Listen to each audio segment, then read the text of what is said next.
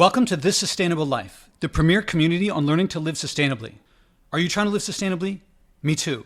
Enjoy the process? Me too. To hear heads of government, business, culture, sports, and everywhere also doing it, changing government and corporations.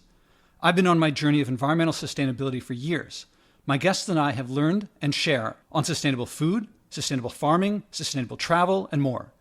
This podcast shares my results, often opinionated, and world-class guests I lead on how to be more sustainable. You're about to hear an episode originally recorded audio only. You'll hear the original podcast name, Leadership in the Environment, because I focus a lot on leadership. Subscribe, upvote, share, and tell everyone about it. We're growing fast. Now here's the episode. It's the best. It's absolutely the best. And yeah, I love that you hit on that, because to even get yourself into the position to be at mile 60 on that 135, you've had to do so many nights where the cameras are off, the lights are off, no one knows, and you're out training, running the steps at 11 p.m. or getting up at 4 a.m. to crank out your burpees. Or, instead of going to whatever on Saturday, I drive out to the mountains here in East County and I'll run out there for 5 hours. And, no one knows you're out there, and you're just out there banging it out.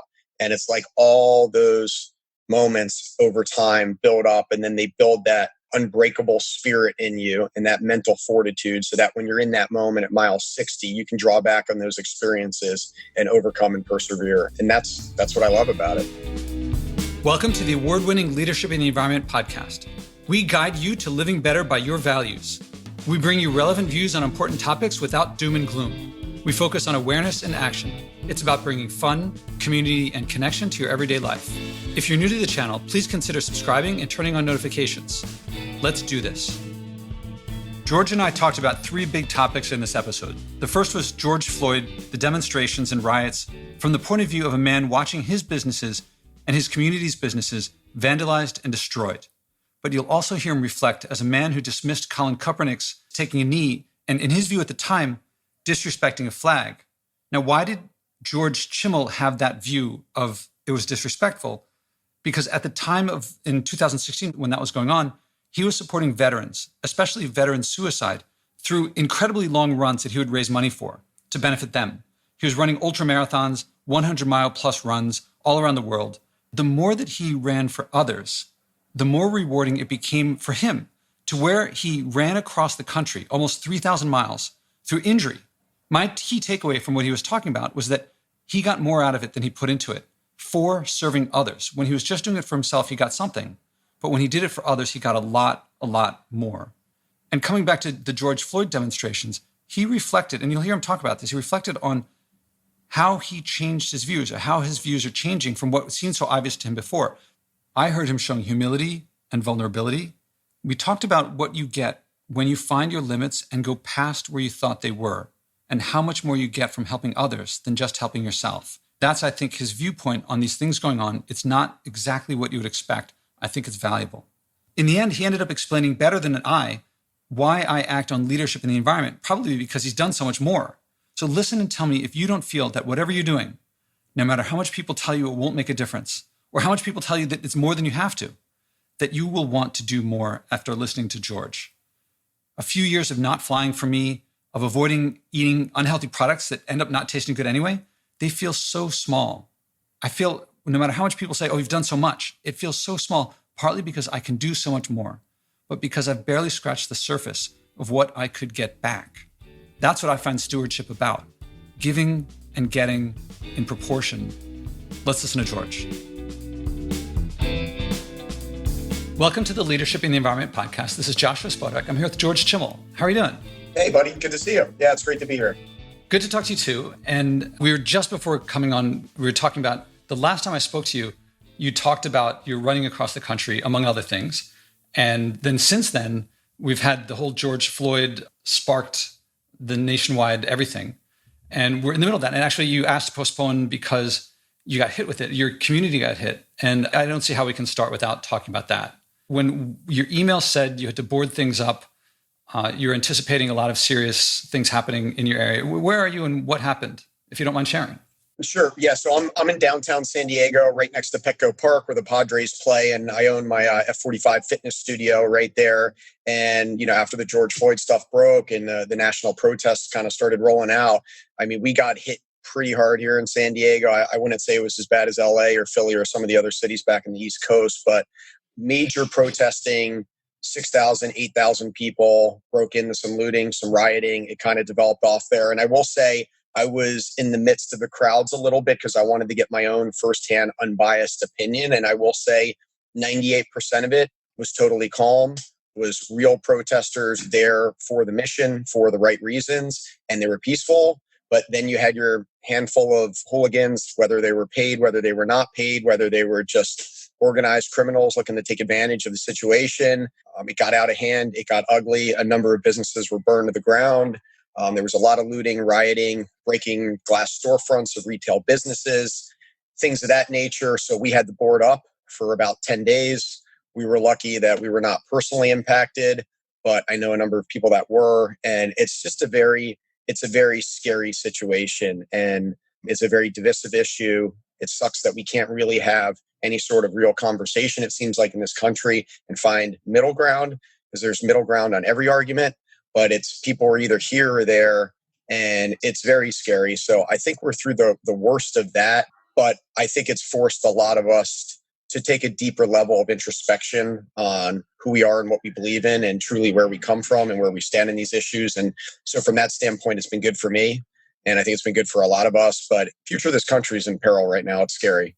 So I want to talk about what we saw, the physical stuff, and then work up to the dialogue. I mean, if the conversation isn't happening enough, at least we can have it here. At least start. I mean, I actually posted a video of this on my Instagram. Is I was up on 13th and Broadway 2 Mondays ago. It was getting pretty ugly there. There was a little bit of a showdown. So I walked up there just to get a glimpse of what was going on. And there were about 100 cops blocking the entire width of the street. And then there were a couple thousand protesters, and they were about 100 yards apart. And then the cops started walking towards them to kind of get them to, just to leave the area or whatever. And the protesters are yelling, "F you, you pigs," all that stuff. George Floyd's name. It got ugly. A few of the protesters actually charged at the cops, and they opened fire. They weren't shooting at anyone. They were shooting at the ground or whatever and the rubber bullets, but they opened up fire to disperse the crowd. And I mean, it was so scary. I literally walked into it. I was there 2 minutes later and this happened. And to just see the hate and the anger. And I mean, I give the cops a lot of credit in that situation for, I mean, it's so hard. I see both sides of this so much. And it's like to sit there and to take that verbal abuse for hours and hours, day after day after day, and then not retaliate. I can't even imagine how difficult that is. Yet at the same time, what they've done is the reason we're in this situation, and we've ignored a major problem for way too long. So, I mean, that was just one small example of what's going on in a relatively small city compared to the rest of the country. So I don't know. That's it's heartbreaking to see stuff like that. I feel like on the cop side, there's the ones who are physically out there taking the abuse. I'm not sure if they're the ones who decided to go there. I mean, presumably someone up above decided. I mean, here it looks to me in New York like the response is overwhelming force ahead of time. I mean, there's parades that go. I live in Greenwich Village, so there's like the Pride Parade, the Halloween Parade, and I remember when I was here. I mean, I've been in New York since the 80s, and it used to be people just show up on the street and watch the parade, but now for a couple of days ahead of time, they put out all these barricades. And the actual experience of the parade is like you're just going through, you feel like a pig going to slaughter. I mean, you're not going to get slaughtered, but it's just that you feel like you're corralled and you can't go anywhere and you're trying to figure, and if you ask them, can I get across the street here? They're like, no, not here. And you say, well, where? And they're like, oh, I don't know. You have to ask somewhere else. And you're like, this makes the parade really not a fun experience. Now, this is obviously not what you're talking about, but it's whenever something's going to happen, the number of police officers and the cars and what began as professionalism, but now feels like militarization, is overwhelming. And of course, they win every time. But then as things get bigger and bigger, they get bigger and bigger and bigger shows of force. So someone's making the decision. I don't know if it's someone's consciously doing it, but it's where we are is that someone out there in the street is having to deal with it. The cops are physically there taking the abuse. But I don't think that's been the result of someone up above making several decisions and decades of what looks like an increase.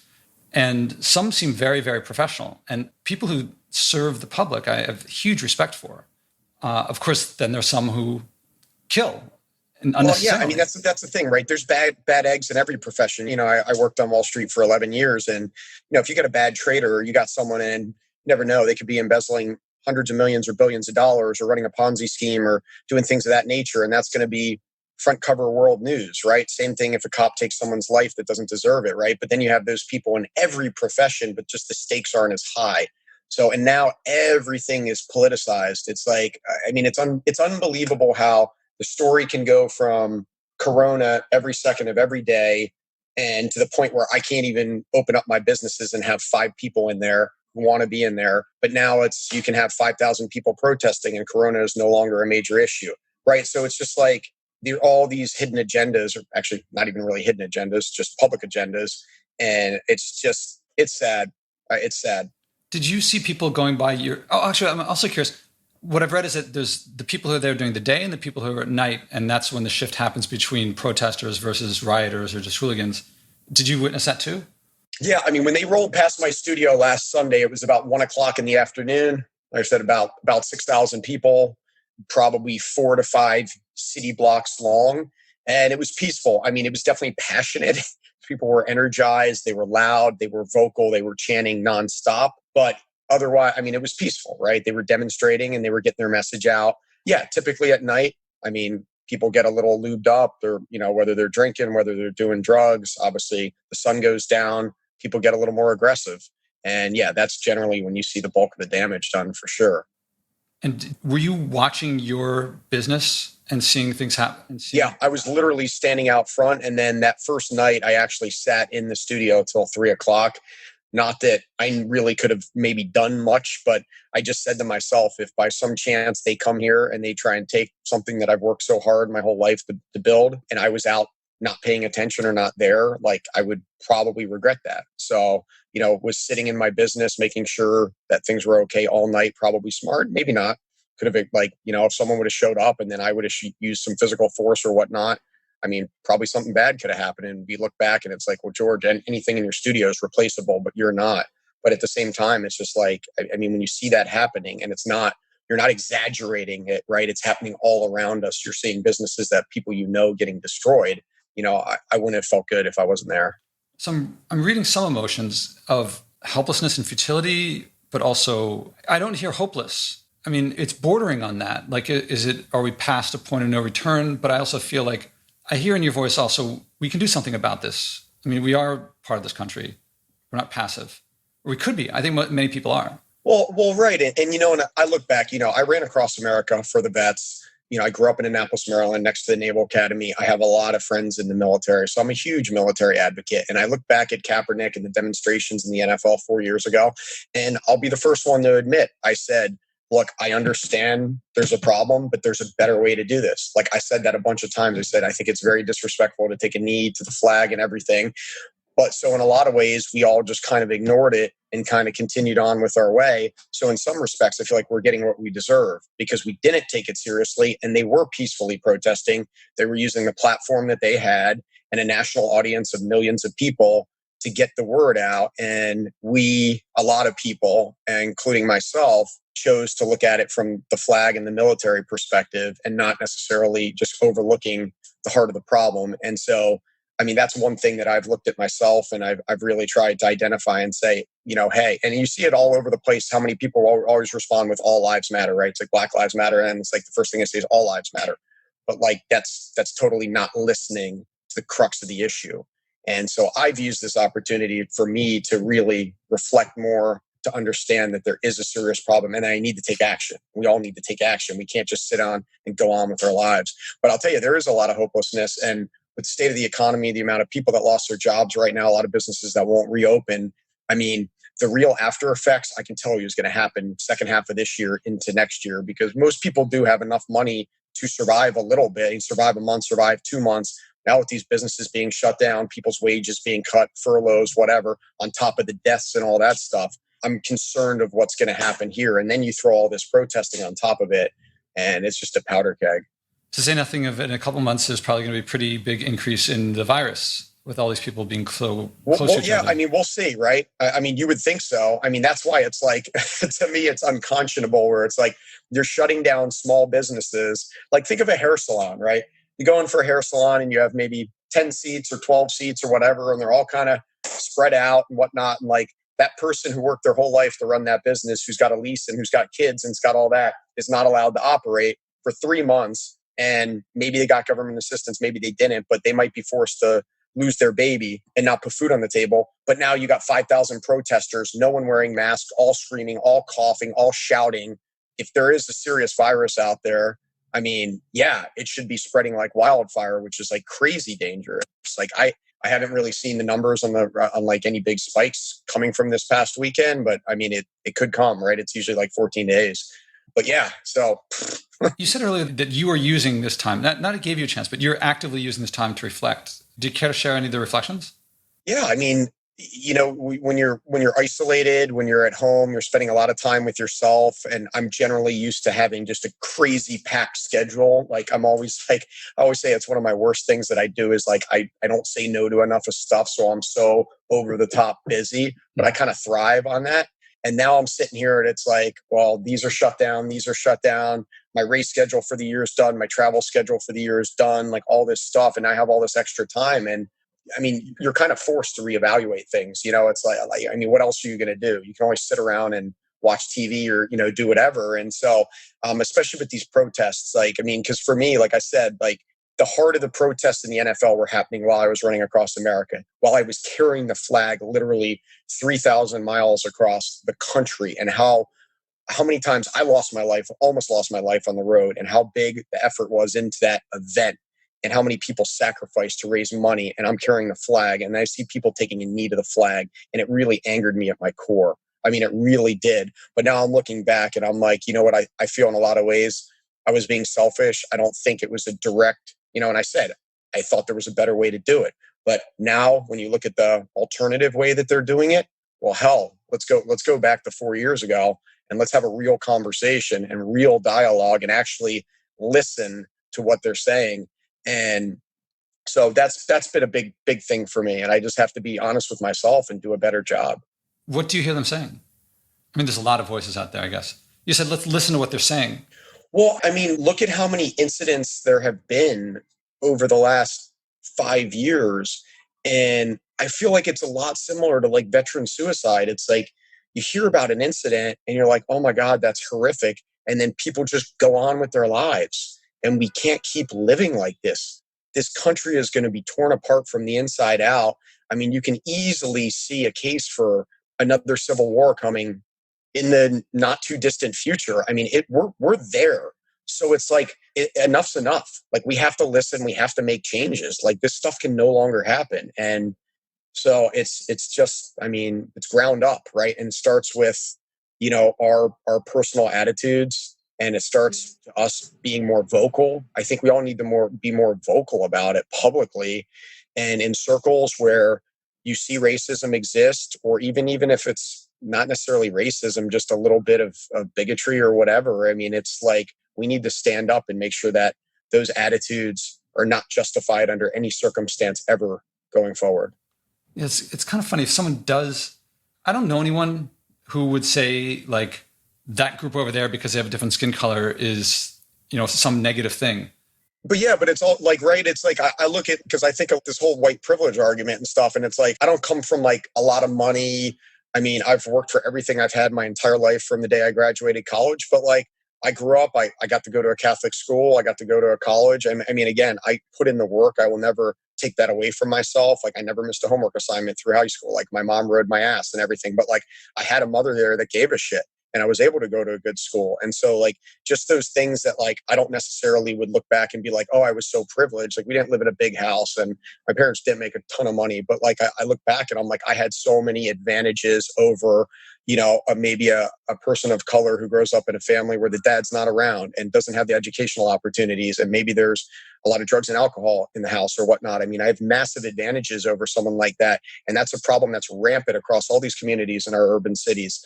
And I think we all need to understand that, acknowledge that we do have advantages and make sure these people are treated as equals, make sure everyone is treated as equals. Now I want to pause this for a second because you mentioned the race and what actually we connected on in the first place. Can we jump to that? And I know you've told this many, many times, but sure. But No, I know we're getting kind of deep.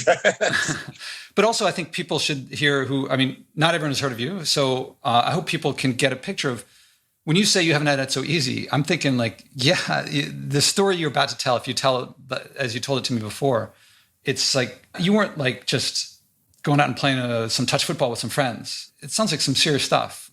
So how'd you run across the country? Why'd you do it? What gave you the chutzpah to give that a shot?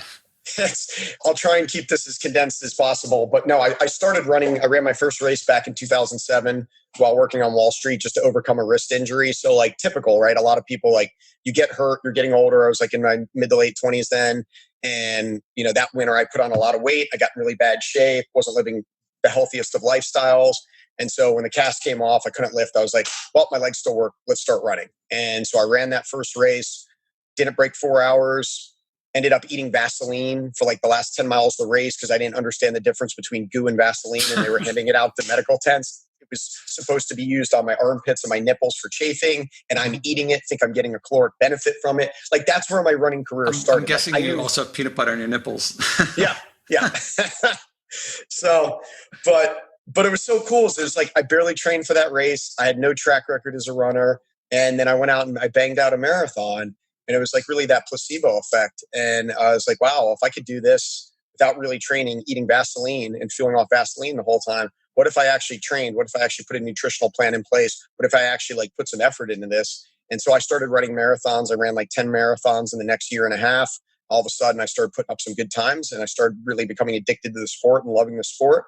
And it all changed for me in 2009. So about 2 years into my running career. Oh, wait, before you change, can I ask you, what did you love about running a marathon? I mean, I've run 6 now, and I don't think of them as fun. I definitely love the achievement. Yeah, so it's the breaking point. It's the moment in time where your body is screaming to quit. Your mind's telling you to quit. The easy option is to quit, and persevering over that moment in time. That's what I love about it. I don't necessarily love running. I don't really necessarily care about getting a medal or crossing the finish line, whatever. It's that moment of you versus yourself and finding out what you're made of.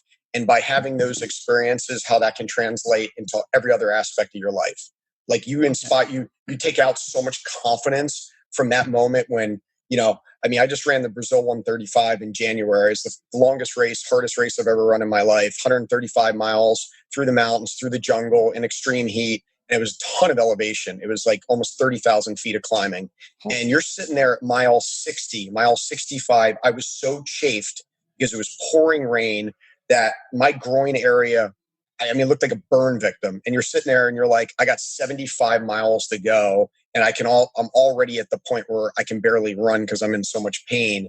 And it's like, oh, I'm done. And I'm also in a foreign country, don't speak the language, don't really have a crew. And it's like you have all these reasons why you can quit. And then you just find a way to just keep going. You focus on that next step. You focus on that next mile. That's all you can control is living in the moment. And you start chipping away. You chip away. You chip away. It's relentless forward motion. That's always my philosophy, running ultras, running across America, just relentless forward motion. And next thing you know, you're at mile 70. Next thing you know, you're at mile 80. It's the next day now.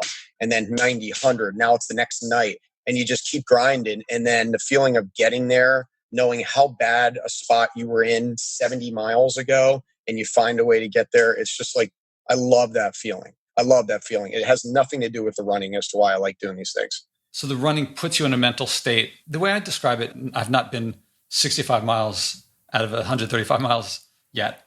But to me, that's when I find myself. That's when I take away, when I'm in society, when I'm with people, there's me, but there's also the cover of who I want, how I want people to see me, or what artifice and affectation, things like that. That's when no one would have a problem with if I dropped out then, no problem. No one has any idea. Or for me, it's when I'm doing my burpees and it's now I feel like I'm off scale, a much smaller scale, but it's December, it's 4 a.m. I could tell people I did them and not do them. It's dark out and I do them. To me, the word is glory. It's a glorious experience, and no one knows. I could not do it, but I do it, and it's me. It's only me. It's the best. It's absolutely the best. And yeah, I love that you hit on that, because to even get yourself into the position to be at mile 60 on that 135, you've had to do so many nights where the cameras are off, the lights are off, no one knows, and you're out training, running the steps at 11 p.m. or getting up at 4 a.m. to crank out your burpees, or instead of going to whatever on Saturday, I drive out to the mountains here in East County, and and I'll run out there for 5 hours, and no one knows you're out there, and you're just out there banging it out, and it's like all those moments over time build up, and then they build that unbreakable spirit in you and that mental fortitude, so that when you're in that moment at mile 60, you can draw back on those experiences and overcome and persevere. And that's what I love about it. I'm glad I asked that. And that was an interruption. Okay. So now you've done 10 races, you've done 10 marathons, and you want to go for more. Yeah. So I've done 10 races. And then my goddaughter, Lucy, who was the daughter of my business partner, Mike Horvath, and one of my good friends, she was born with a very rare growth disorder called panhypopituitism.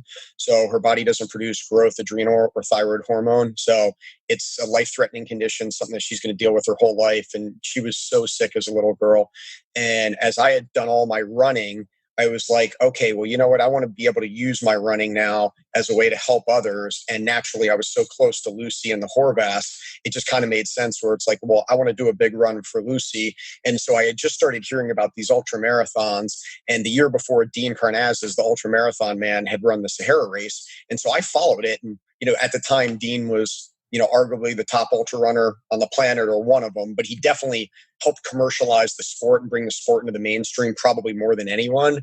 And so I was following the race, I was following him, but then I started following all these other runners that were like kind of average dudes, just kind of like me, average guys and girls. And I was following their stories and their blogs and everything. I was like, wow, this is really amazing. And so after I kind of followed that, and I've always just been blown away by the desert.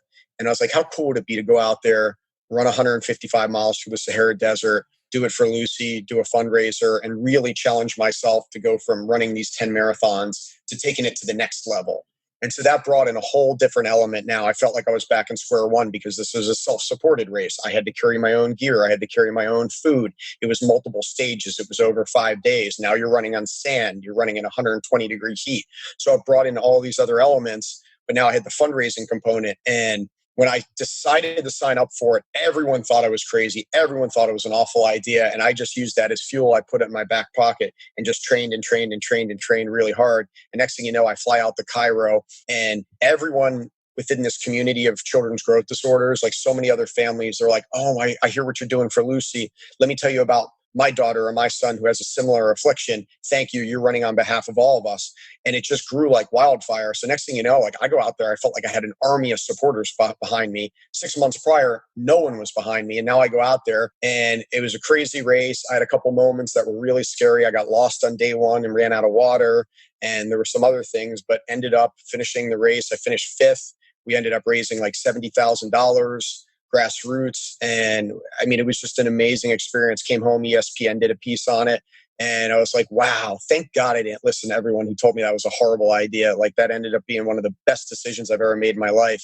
And I never thought I thought it would be a one and done, just like that first marathon. But after that, it was like, boom, come back, sign up for the next one, and go to Australia in 6 months, and then go to Nepal, go to Chile, and end up running like 100+ miles in every continent.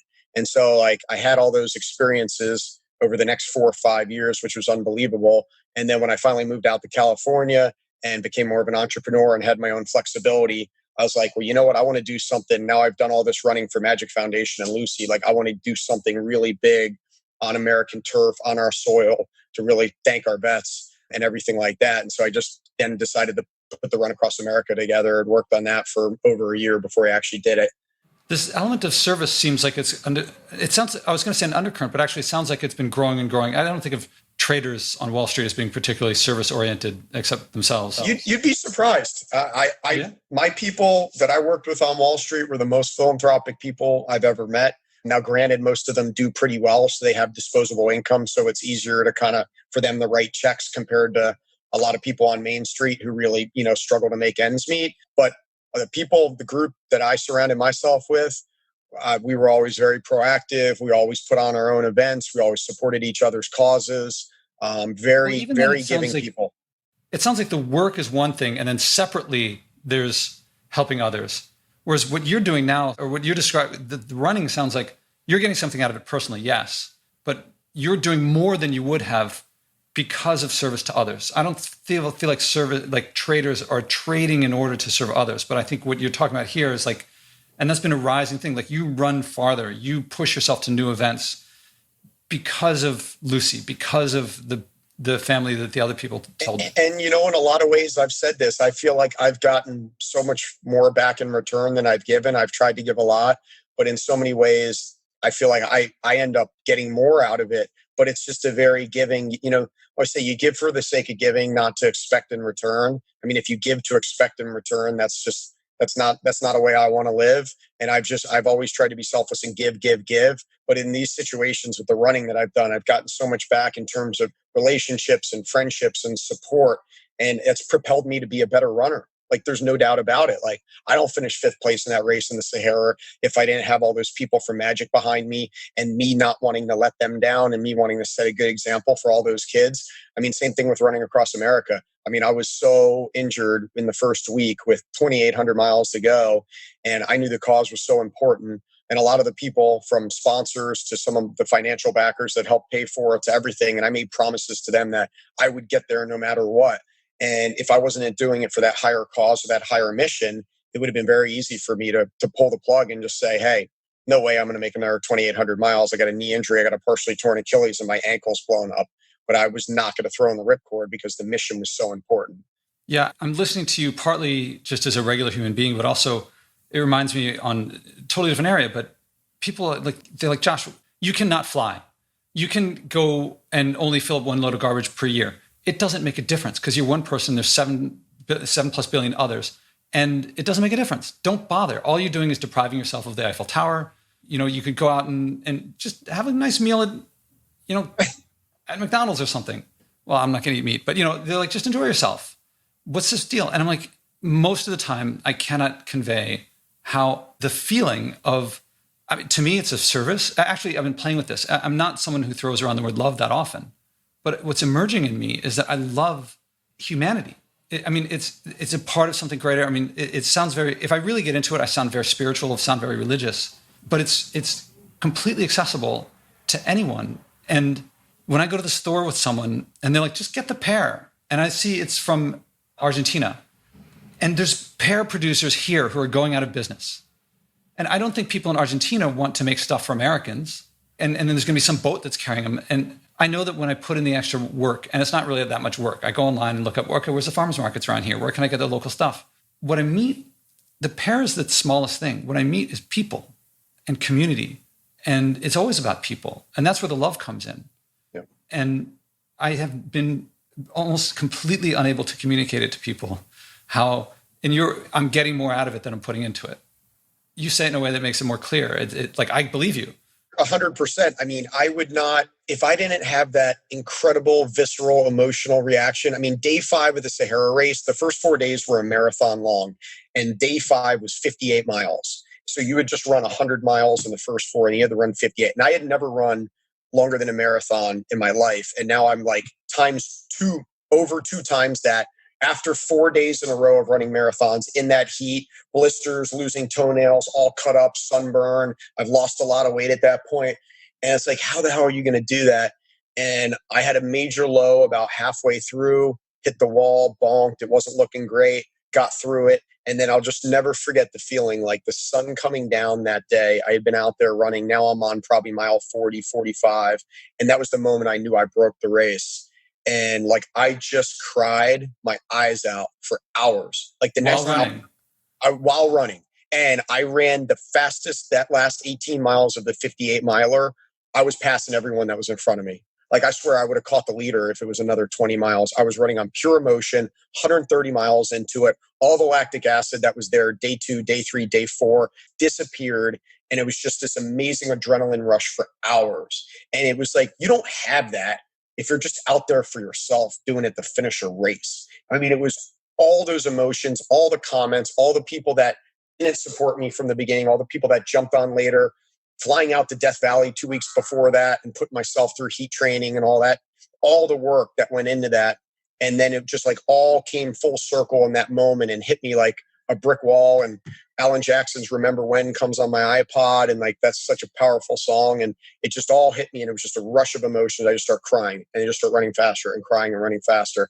It was just a super cool moment. And like, I mean, you can't make up experiences like that. Like you can't, like, it was unbelievable. And that's where it's like, oh my God, I had that experience. And it was like, everyone gave me that, you know, I mean, I worked hard for it, but to get that experience once or twice in your life, I mean, was so powerful. And so that's why, I mean, I believe that to my core. Like, I'm like, man, I've gotten so much. I'm so blessed. And it makes me want to give more. I can imagine that everybody hearing you say that is feeling and hearing different things.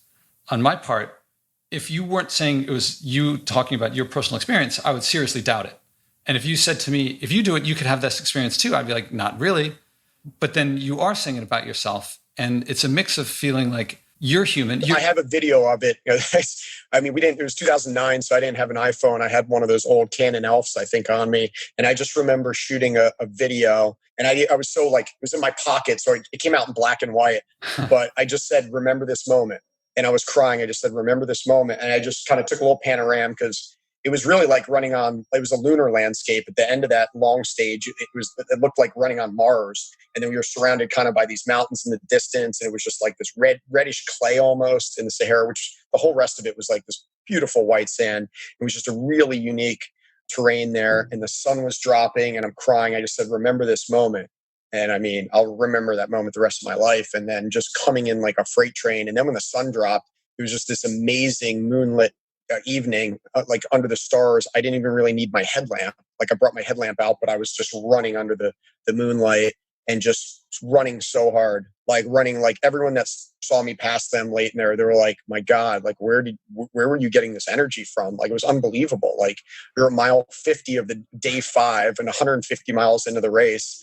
And like, we've seen you, like I lost 8 toenails because my feet from the sand, the heat of the sand, my feet expanded so much that I sized up 1 full size in my shoes. I probably needed to size up 1.5 or 2 sizes because your feet swell so much. And so I was just banging the ends for, 100 plus miles. So you end up losing all your toenails. So, I mean, you're running in like a decent bit of pain, but like then what the body's able to do and produce, it's extraordinary. Yeah, it's a mix of like, I can't wait to do that myself. And also like, that's a lot to do. And also I want to record this. I mean, I'm recording this, but I want to have it handy so that every time someone says to me, what's the big deal, man? Just get this thing and, don't worry about, you forgot your bag at home. Just get a new bag. I'm like, talk to George. Because like you think it's a big deal for me to not get peanut butter on this trip because I didn't bring the container to put the peanut butter in. And this guy's 150 miles into his 5th day. And you're saying it's a big deal about peanut butter? Like, this is what I love talking to people who've done things on some meaningful scale or some big scale, because, when I avoid packaging, I think of B. Johnson. This woman, she's in, I forget where she is, Seattle, Oregon? No, Vancouver, I think. And she, whatever. And she and her family of 4 produce less than like a jar full of plastic, of waste the whole year. And that's a lot less than me. And so anyway, my point is that you probably have people that are role models for you that you haven't lived up to, or that they've done things that you're aspiring to. Totally. But I want to get to the US. So you've done the Sahara run, you've done some big runs, but all of them still are a lot less than 2,800, 3,000 miles. Yeah. And they were organized by other people. This one you came up with your own. Yeah. So the other ones were all sanctioned races where it was, from that standpoint, yeah, it's like you train, you get your gear, you take a flight to one of the most remote places in the world and you run a race with other runners. And I love that because, I mean, to this day, I've met so many great friends. And when you're out there over 6 days running 150 miles, sharing a tent with a bunch of randoms at night, some people that might not even speak the same language, but you're all there as a common goal, is just like find a way to get there.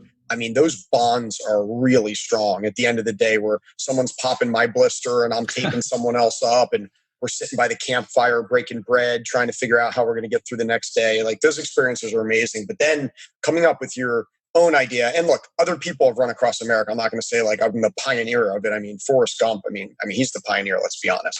I mean, the way that we did it, I've seen probably about 10 to 15 other people over the last 6 to 7 years do it, from what I can follow on Facebook or Instagram or whatever.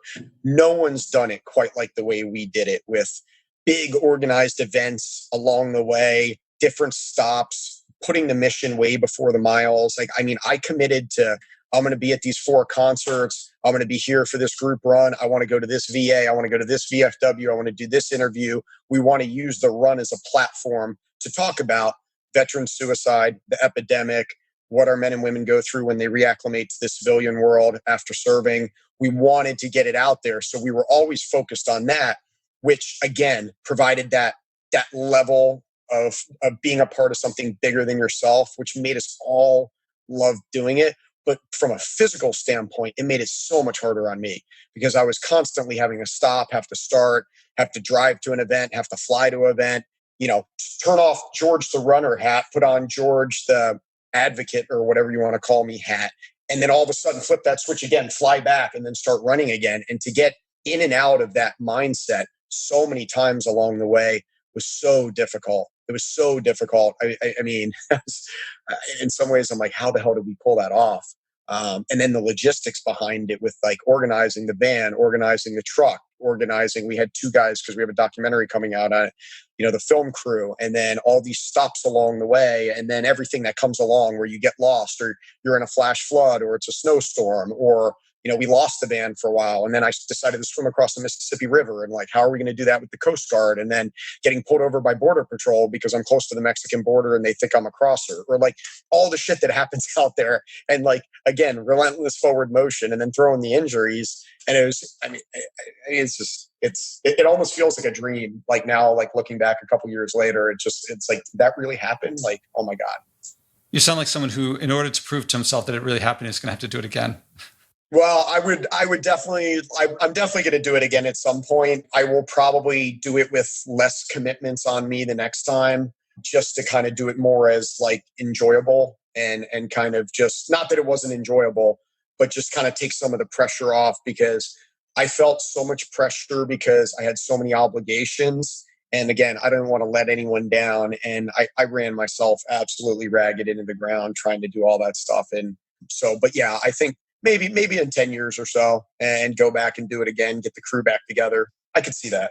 The band, something of the Blues Brothers. Were there moments when you went into a VA or a VFW that someone who might have committed suicide was There were so many. I mean, the moment that touched us all the most was Chmiel Barnes. She owned an RV park in Carlsbad, New Mexico. So this was about a month into the run. We're in New Mexico and we pulled in there. She heard what we were doing. She offered to allow us to stay for free at her RV park, which was amazing.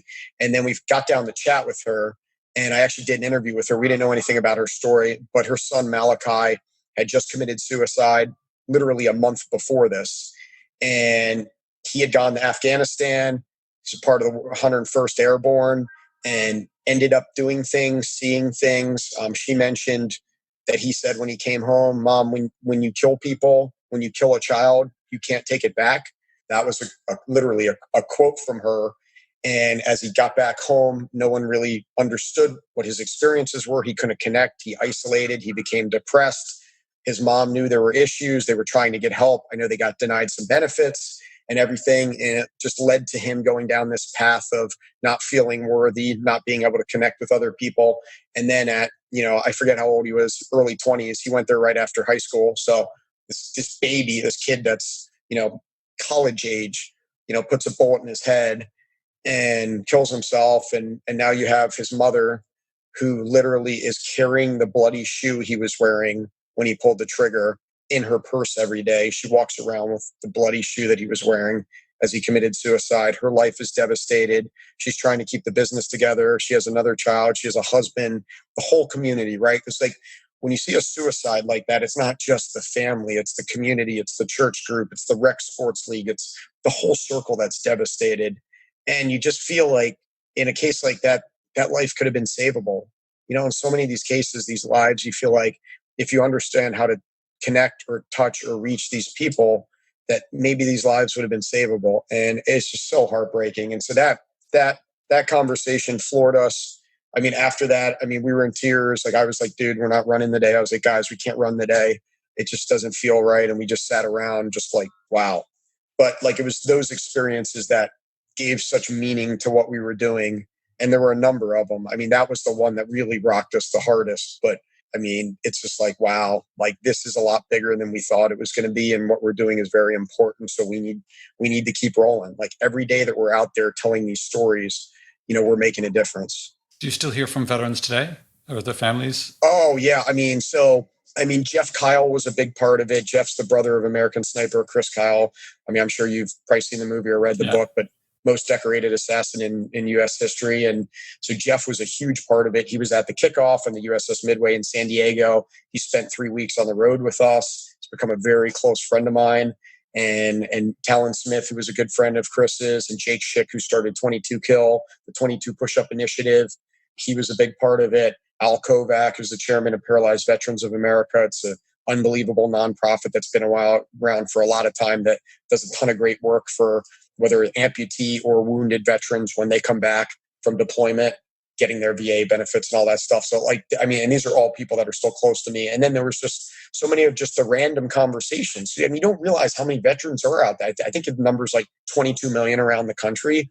I mean, that's a lot. That's what, 1 in 7.5 or so, whatever it is. So it's like, and especially these towns in Arizona, Texas, Tennessee, Arkansas. I mean, we'd run through towns and be 80% ex-military, right? 80% vets.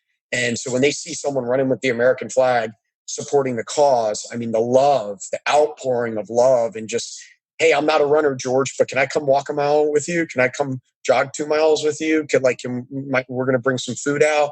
It was just amazing, like to see the people that cared. And it really told a very different story than the mainstream media, because it's like at the core, the love in the country and the fabric of America is strong.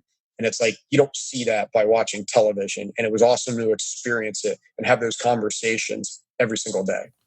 And also, now going back to the beginning of the conversation, it also, for you to react as you did to Colin Kaepernick, makes sense. For you to reflect is going to be yet more challenging.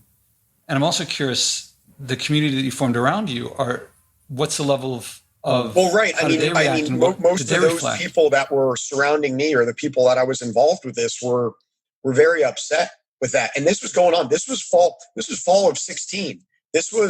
I was out there running during the election. I was out there during that football season. Like all these things that were hitting fall of 16, everything with Trump and Hillary and all the stuff. Like I'm in the middle of it, right? And so, we were getting washed out because Trump was dominating the media like every single day, but here we're out there, supporting something that's very important. And meanwhile, you have all this divisiveness in the NFL, all these athletes getting behind the cause. I'm surrounded by a bunch of military guys, and I'm seeing firsthand. I mean, they volunteer for this. They volunteer to go put their lives on the line to protect our freedoms. So we have the opportunity to go to NFL games. I mean, I'm a huge NFL fan. I go to 2 or 3 games every year. I've been a Lions fan since I was back 5 or 6 years old. And I'm like, man, these guys go over there. I could have went over there. I was healthy enough. I went to Wall Street, got to have a great career. They go over there. They come back. They're so effed up in the head, or they're injured, or they've lost a leg, and they've given all that. And then they come back, they can't get a job, and they feel like there's no other option than to commit suicide. And we're taking a knee to the flag. Are you shitting me? Like that was like my perspective. I'm like, there's a better way to do this. It's so disrespectful. But, now I've evolved in the standpoint of like, it wasn't a direct slap in the face of the flag, even though a lot of people took it that way. It was us not listening, and just like we always do. If you're over here, you say this. If you're over here, you say that, and there's no come together. And I recognize that like I should have done a better job with that, and I should have listened more. But I understand why I responded the way I did, because I was so involved, and I'm surrounded by all these guys that I love, and we're doing something big that like, and I'm carrying the flag every day, and you're going to take a knee and you're getting paid millions of dollars. Like, come on. So it's a very complex issue. It really is. There's no perfect answer to any of it, in my opinion. Yeah. Part of me is thinking the idea of protest is, there's no right way to do a protest that the people who you're protesting, that you're trying to say to, you're trying to disrupt them. There's nothing, I mean, of course, you will always get back, that's not the best way to do it. You should do it differently. On the other hand, if you don't do it, you're never going to get their attention. And, that's why Martin Luther King's book was Why We Can't Wait. I know every time we do stuff, you think, just wait. Well, we can't wait anymore. But I'm also thinking, given your level of reflection, the way you felt then and what you're saying, how you're feeling now, could they have been more effective then, or could people be more effective now? Or is there no way around that some people are going to do things that other people find annoying? There's always going to be some people infiltrating who are going to break some stuff just because they can. Everyone's got to be ready for change. And as much as you hate to say it, generally it takes a major breaking point. I mean, in situations to really make a difference, right? I mean, it takes a lot of people. I mean, just think about people making major changes in their lives. And you're probably going to see that more than we've ever seen in our lifetimes, including 08, 09. I think coming out of this thing where people are literally going to hit rock bottom. And I mean, you're already seeing, like child abuse and child molestation, suicide, all these numbers are up significantly from this thing. And I'm not talking, and that's over top of just the deaths from the virus. But I mean, sometimes it takes a breaking point or hitting rock bottom to force change. And maybe George Floyd and that horrific imagery, it brings tears. I mean, literally. And the fact that the three other guys that are there, and I mean, not just the guy on top of them, but that they're there, a guy goes and checks his pulse and whatever, and no one thinks to say, dude, he can't breathe. Like, he can't friggin' breathe. He's crying for his mom, and he's saying he can't breathe for 8 minutes. I mean, maybe it takes something like that in today's world of social media where everyone sees it versus 20 years ago, no one would see it, right? And having that out there, maybe that's the breaking point. Maybe it's the low point. I hope to God it is, because it can't get much worse. I mean, it can't get much worse than we have right now without a full-on war. People say that a lot about the environment. Maybe we have to hit something really horrible. And I'm like, millions of people are dying because of the virus. That is the environment didn't think like, how are we going to get those humans? We behave in a certain way that we know will produce certain outcomes. And we get, like, a generation ago to say the whole world is going to be on lockdown, they would say that is unimaginably horrible. We must hit a rock bottom so that before that, because that's below rock bottom. And then it happens, and like, I hope nothing really bad happens after this. I'm like, what does it take? Like, how much do we have to? I mean, up at my mom's house where I was before, it should be pristine up there. I pick up a piece of garbage every day. It's right outside. It's right there.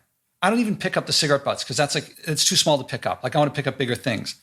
Because also, if I picked up that, I would never get more than a few yards from the house. Actually, I was very pleasantly surprised that after 3 months of picking up garbage every day, and I was picking up like 5 or 6 pieces a day, usually because I didn't want to skimp. And actually now I'm having to go like a half a mile from home to pick up the garbage. But past that, it's everywhere. And there's one particular time, my mom ran a marathon, her first marathon in her, I think she was 67 years old. No kidding. And yeah. She saw me run in Philadelphia. And in Philadelphia, it's like a kind of cloverleaf. So you pass the same spot a few times. And so she's very talkative. She's talking to people around her. And this family is watching their husband, father run, who's an orthopedic surgeon. And she's like, I thought it was really bad. Isn't it really dangerous to run for your knees and whatever? And they're like, yeah, what he says is it's if you have bad form, yes. But if your form's okay, no problem. And so when I crossed the finish, sorry, I just jumped into the story. So I crossed the finish line and she's like, all right, I'll do it. I'm like, what? Like, I don't know what she's been doing. And I'm like, well, do what? And she goes, I will run a marathon. She said, I'll train and do my best. So that year she hurt her leg, but the next year she ran. So she's doing 10,000 steps every day. So when I'm up there, I'm combining my going out and picking up garbage with walking with her, getting her 10,000 steps. And because she's run a marathon, I mean, she's run like every single road around there. So at one point I say, let's go this way. And she goes, oh, I've never gone that road. I was like, oh, that's cool. So I get to go with my mom and explore this road. We're walking along, and do you know the Hudson Valley School of Painting? There was this realist painting that happened like around here, along the Hudson River. And it's these beautiful landscapes. And we walk along and we cross this, it's a tiny little bridge over a little stream. And to the left is quasi-forest, and to the right is quasi-plains. And I look over to the left, and it could easily be a stunningly beautiful painting. It's just the stream going through the woods, winding its way through. To the right, it's a stream winding its way through, but the stream kind of expands into like a marshy sort of thing. Stunningly beautiful. Except there's a giant bag of garbage that's bursting open of used diapers. In the stream is a big plastic bucket, and it's just a crying shame. And I say to I'm like looking at this, I'm like talking to my mom about it, about both the beauty that if you squint so you don't see the stuff, it's like you don't see the diapers, And so my mom says up there, you have to pay to get the trash hauled. It's not automatic like here in the city. So if you don't pay to have the trash hauled, you can bring it to the town dump, but then you have to pay also by weight. Or you can throw it out the back of your car and you save a little money. And she's like, that's what people do. It's like they just throw their trash out the window. And I'm like, this to me is well past rock bottom. Because for me to put myself in the mindset of someone who will throw used diapers out the window of their car, maybe they were doing it to save money. I don't know. This does not look like an accident. And by the way, a lot of it is beer cans. So now you're drinking and driving and throwing stuff out the window. And I'm like, this is for me to empathize. Because as leadership, I try to practice empathy. I try to imagine what's it like to be someone who, I didn't vote for Trump. I don't like what he's doing, his environmental policy, among other policies that I don't like of his. But I can empathize why people would vote for him. I can get there. It's not pleasant. I don't really feel good about it, like to get to where I would be like Trump. But to throw garbage out, to throw diapers out a window into a stream like that, to plan it. You don't accidentally have a bag of diapers in your car. And to get myself there is really, really dark. It's really uncomfortable. And to say that we hope we don't hit an environmental rock bottom after we're already doing that is to me shocking. Except if I get there, then I can be like, yeah, what? I don't want to get there right now. But to get where I can be like, this sort of feeling like burn it all. If I can't, if it's horrible for me, then what have I got to lose? And yeah, I think just too many people just look at it like, hey, it's a problem for future generations. Kick the can down the, and it's not going to impact me today, tomorrow, or next week. So why am I going to spend my time worrying on it? And I'm not saying that's right. I just think that's human nature. Yeah, and like that's the challenge. People talk about carbon dioxide and methane and nitrous and mercury and plastic, and really, it's the mindset of someone who has never been heard. Yeah, and they're like, well, if you don't care about me, why should I care about anyone else? Right. And that kind of psychology, that kind of understanding, awareness, empathy, compassion, as well as discipline and drive. No one talks about that. No one practices that. And we've had generations of this country not doing that. I mean, you're talking about the stuff that you're seeing in San Diego and playing across the country. Everyone calls the other entitled. Everyone calls the other like feeling like they deserve stuff that they haven't worked for. There's all this, I don't know where I'm going. You were talking at the beginning, if I remember right, about being heard, listening, understanding, making others feel understood. I don't see a lot of that.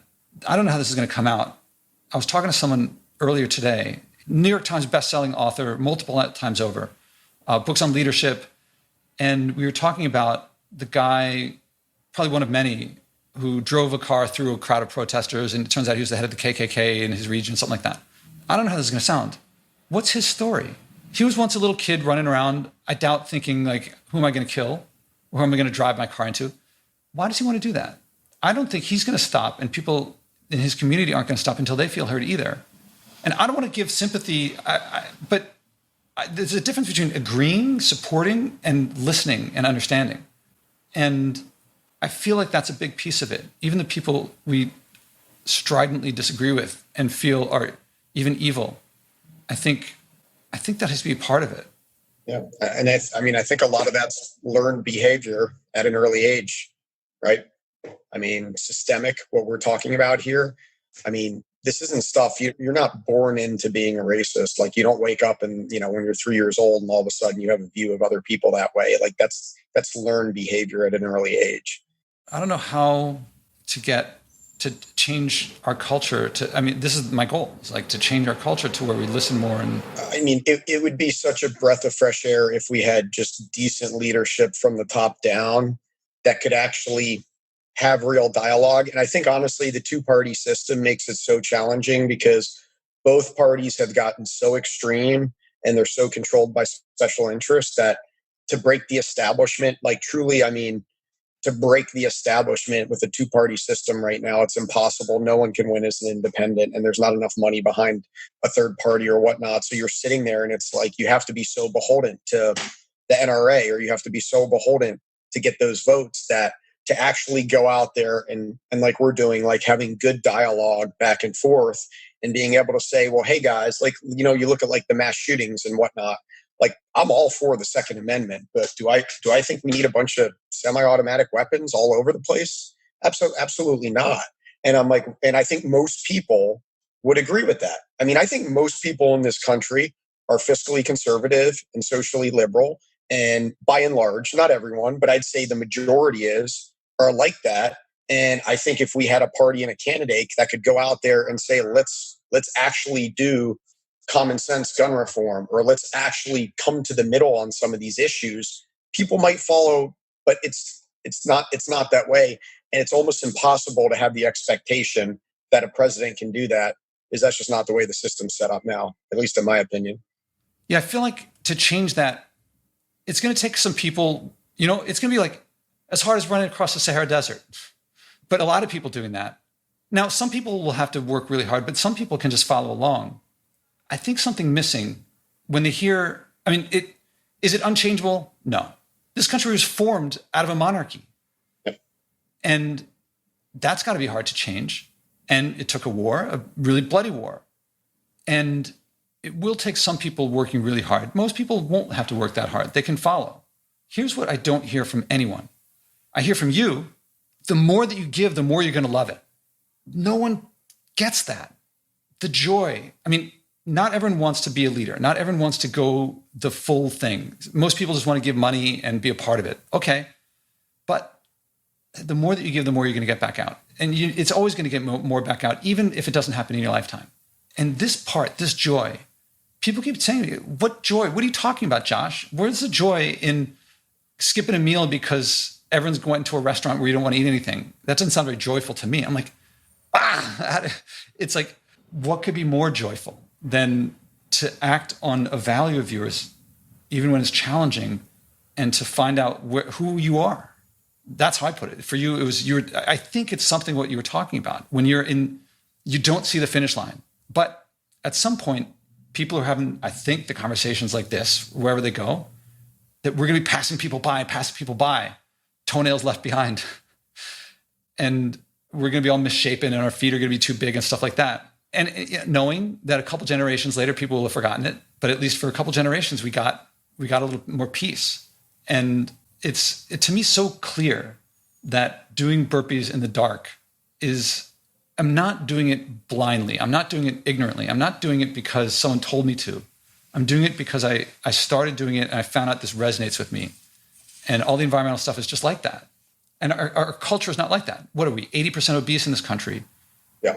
Now take out the ones that have medical conditions, take out the ones that like it, but then keep in mind that I think diet books are like the best-selling books, book category. It's something really high. So that means there's a lot of them who don't want to be there. And yet we don't change culture, we don't change ourselves. Some of it's internal, some of it's external.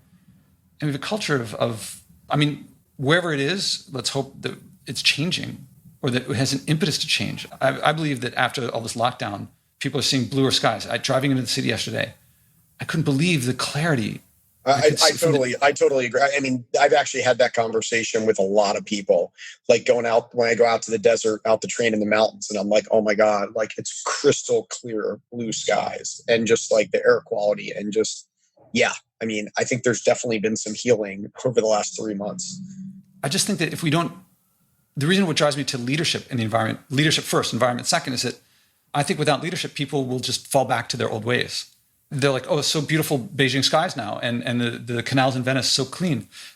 And then when the flight restrictions end, they're going to want to see the Venice before it gets dirty again, not realizing, like the people in traffic who are like, everyone else causes traffic, I'm just driving. Yeah. It's just hard that there's so much noise out there, right? And everything that's going on in this world right now, like how could the environment ever possibly, or veteran suicide, how could it ever possibly be at the top of the list, right? Like, I'm not saying it shouldn't be there, but I'm just saying with everything else going on, all these media organizations, they're getting paid per clicks. Everyone driving, all these influencers on social media, like whatever creates the most engagement on their personal profiles. So that's the society and the bubble that we're in, unfortunately. And without having some really key, prominent, influential people out there talking about veteran suicide or children's growth disorders or the environment, the focus is going to be on what everyone is seeing, everyone is talking about. And so these things get drowned out. And unfortunately, that's the state of life right now. So yeah, I agree with you to your point, the necessity for leadership, 100%. I know I could so much easier. I could get so many more listeners if I just now talked about, there's a child slavery ring running out of a pizza shop in DC. Totally. And that'll get me a lot more views or listens, but I'm sticking with this. If you like the show, I recommend acting, as my guests do. It works best with someone supportive, your spouse, parents, kids, neighbors, or friends. Learn the 4-step process I do with my guests and describe it in my TEDx talks and do it together. You'll find yourself acting on something you care about, something meaningful. Whether you start big or small doesn't matter. If you care, if it's meaningful, you'll keep doing it. You'll reach big. Eventually, stewardship will feel normal. You'll wish you had started earlier. Second, I recommend donating to help this podcast at joshuaspodek.com/donate. I promote degrowth and stewardship, which no advertiser will touch, but brings joy, community, connection, and abundance to you when you act, and global change in the long run. Help us keep going. That's joshuaspodek.com/donate. All right, environment. When you talk about the environment, sounds like something you care about. Is it something that's a big thing for you? Is it meaningful? Yeah, I mean, it's I haven't ever put it as a primary focus of mine with any of my runs or done a lot of personal fundraising for it. But I live to be outside. I live I've been to, I think, 42 countries now. I mean, I love the world. And I always say relationships and experiences, doing meaningful things with the people you love. That's what life's all about. That's my personal kind of why. And those best experiences with people I love are when we're out exploring the world, and seeing a new place and challenging ourselves to doing something physical out in the environment. So, I mean, I love it. That's part of the reason why being cooped up in my apartment these last 3 months has been, taking such a toll on me, And I love how you your first response is, well, I haven't run across the country for it. You could do more than virtually anyone alive and still it's less than running across the country. It's cool to drive across this country. I've done it multiple times, but to take 5 million steps and see the colors change through Arkansas and the small towns in West Texas and the beauty of the cactus forest in Arizona, and then all running through all the urban cities in the East Coast and literally doing it step by step. Such an amazing way to see our country. And you realize just how incredible the USA really is. I mean, it's amazing. I mean, it's so much beauty out there. I mean, Tennessee, the mountains in Eastern Tennessee are just breathtaking. And oh man. Yeah. People ask me why I take the train across the country. I'm like, it's really beautiful. Yeah. And the train is not even close to, I rode my bike from Philadelphia, Maine and back. And when my mom drove me in the city this time, when she had to come in for a dentist appointment, because the dentist is here. And so it wasn't a gratuitous trip just for me, but I was like, if we're going to have a virus for another several years, I should get a new bike and so that I can put panniers on. And it's 100 miles away. That's a day trip. And then if I stay there for a while, great. So now, thank you. As an aside, you're spurring me to, apparently bikes are hard to come by these days, but I'll get one soon enough or get a new one. So when you think about the environment, what do you think about? I mean, if you do something, what motivates you on the environment? I mean, being able to enjoy it the way that we enjoy it now. I mean, 100%. I mean, unfortunately, when you look at it, I mean, I look at, you look at industrializing nations like China and India, and it's what's going on out there now is so disgusting. And I think maybe that leads back to kind of the conversation earlier where it's the family that dumps the trash in the forest. It's well, relatively speaking, compared to what's going on in China and India and how filthy and disgusting it is out there, is that going to make a difference relative to getting them on board? And actually, I mean, how much more pollution and damage is coming from there? So, I mean, there's that part of the argument. But for me, I want to be able to continue exploring. I want my kids one day to be able to do the same things that I've been able to enjoy and for whatnot. And again, it's something that we get busy, we take for granted. And that's why I love doing what I get to do and have a couple big races a year, have a couple big adventures. It just reminds me how important the environment is and our planet is, not just to all of us, but to our own personal psyche, to our own mental state, being able to get out there and being physical, being active, being healthy. It all kind of comes together. So, I mean, that's my view on it. Can you be a little more, you talked about the sands in the Sahara turning from red clay to white sand. You talked about the Tennessee mountains. You talk about the Arkansas, swimming across the Mississippi. Antarctica. I mean, so amazing. I mean, Antarctica. So, I mean, I did that race in 2014 and we flew to Ushuaia, Argentina. That's the southernmost city in the world. You have to take a boat down 2.5 days across the Drake's Passage. The Drake's Passage is arguably the roughest seas in the world. So you're going like this the whole way. Everyone's seasick by the time you get there. But then when you're there and you're like literally in a place that's untouched, uninhabited, all you see are whales and penguins and just the most beautiful skies. The water is so clear. You can see for hundreds of feet deep down. I mean, untouched. And then get to go out there and run in that environment. I mean, it's just like, that was another one where I just kept looking around. I'm like, are you kidding me? Like, am I really here? Like, it's just beautiful. And then honestly, maybe the prettiest place I would say is the Atacama Desert in northern Chile, because that race, you had everything. You had salt flats, dried up riverbeds, sand dunes, mountains, volcano, hot during the day, cold at night, incredible skyline. I mean, that was just a breathtakingly beautiful place. And you're in the middle of nowhere and it's just untapped. I mean, it's amazing. And there's so many places like that around the world.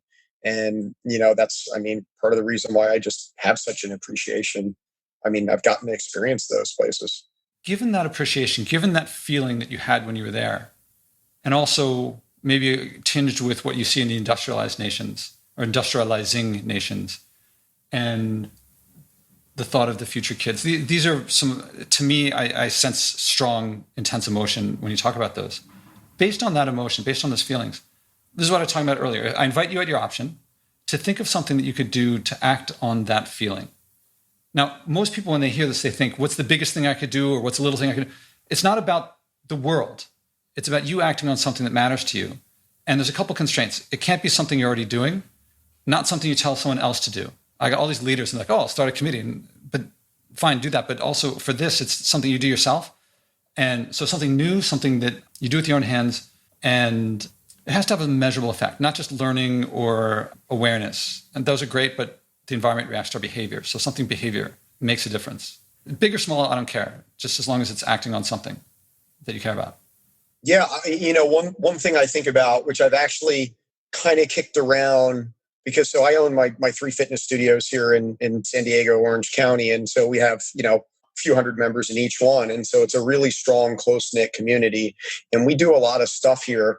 There's a big homeless issue around here that we've looked at doing, but I think it would be cool for us that something small, but something measurable, like you said, that we're not doing is like, okay, let's go out. Let's get the whole group together, a couple hundred people.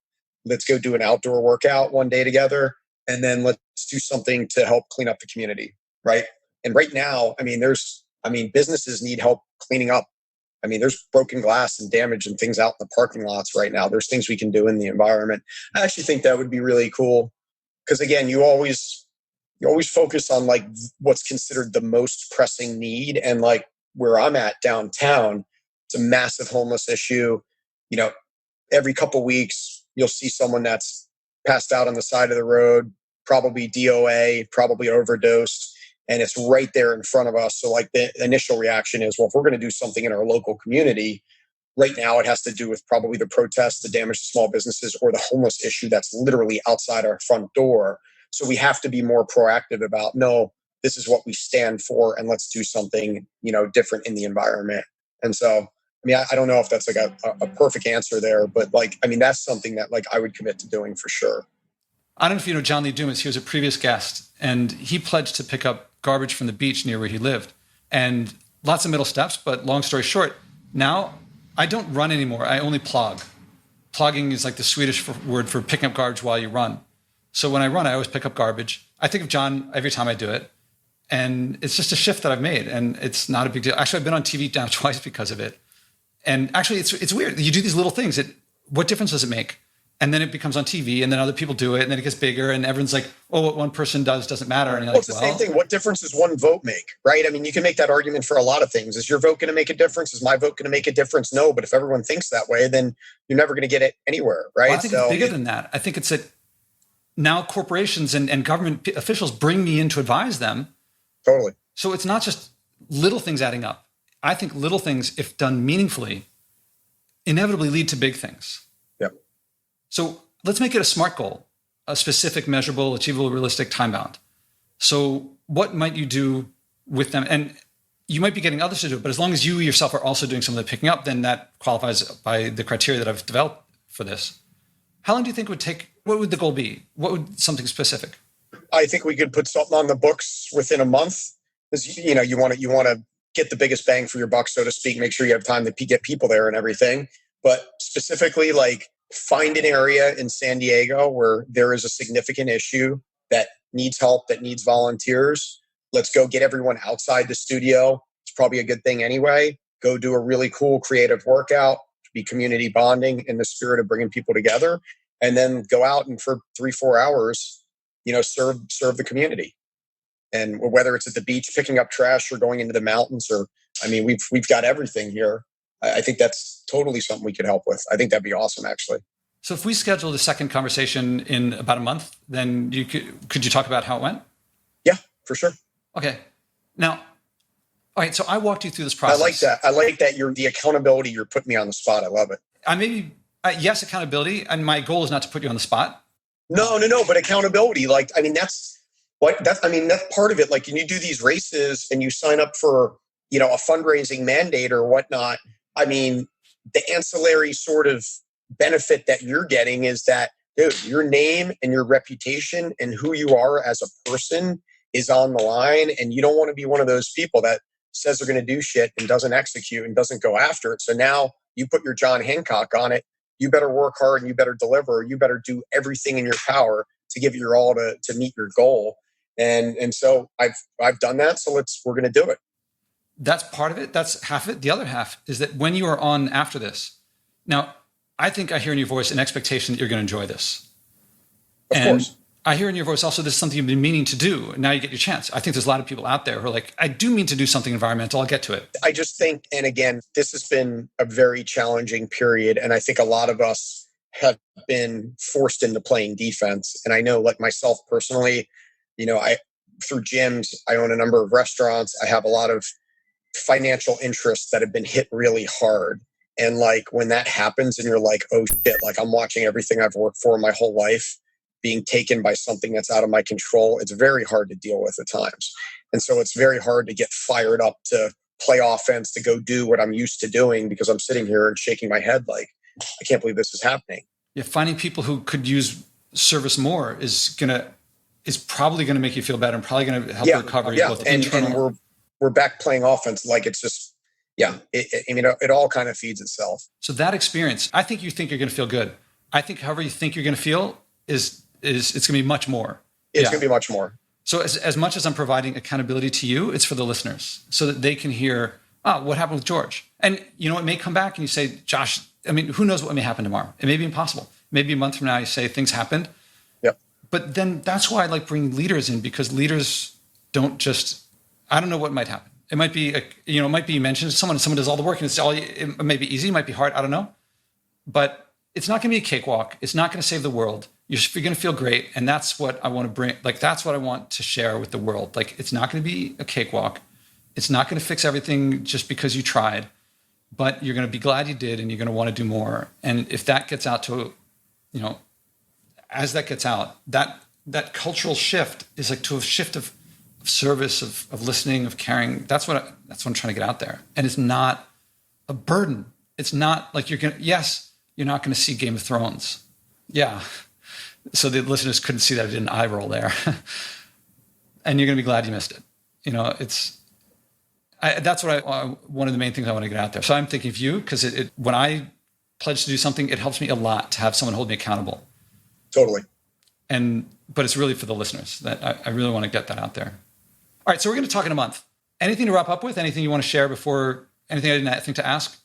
No, I really enjoyed the conversation. I appreciate your time being on the show. These are all things that, we talk about that are so important in my life, that drive my actions, that drive my state of mind, that drive my happiness. And it's always great to be able to share them and, sometimes like reflect on stories. Like, I haven't told that crying in the desert story for a while. And, I always look back and it almost brings me to tears, like real time, like just thinking about the power of that and the importance of trying to, create moments like that. You can't create them, but they just kind of happen based on work and planning and dedication and perseverance. And it's a powerful thing. And I always love to reflect on it and share it. Maybe it'll inspire one person, maybe it'll inspire a couple people. And, if that's the case, then, we did well here. And, and I love hearing your views on everything. And, I'm excited to partner with you on this initiative and to make it more of a focus in my life